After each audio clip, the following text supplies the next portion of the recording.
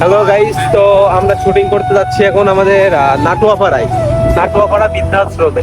তো আমরা বেরোনোর সাথে সাথেই বৃষ্টি নেমে এসলো, প্রকৃতি সামনে দেখাও। আসলে আমরা ভিডিও করার উদ্দেশ্যে রওনা দিছিলাম, কিন্তু আকাশের অবস্থা খুবই খারাপ ছিল, যার কারণে আমরা ভিডিও করতে পারবো কিনা সেটা বলা বলি। যেই কথা সেই কাজ, আমি বলতেছি একটা কথা, ওনারা গান শুরু করে দিছে।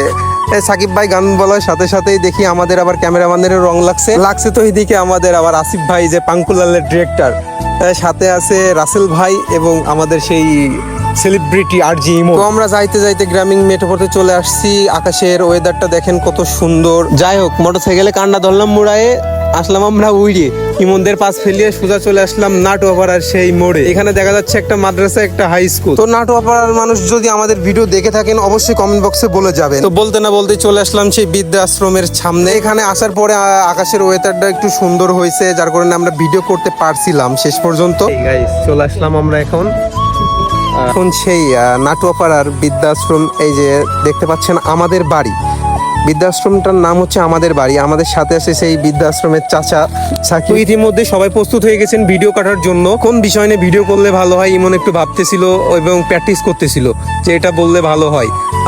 ইমন দেখতে পাচ্ছেন যে ইমন কি বলতেছে, প্র্যাকটিস করতেছে আর কি।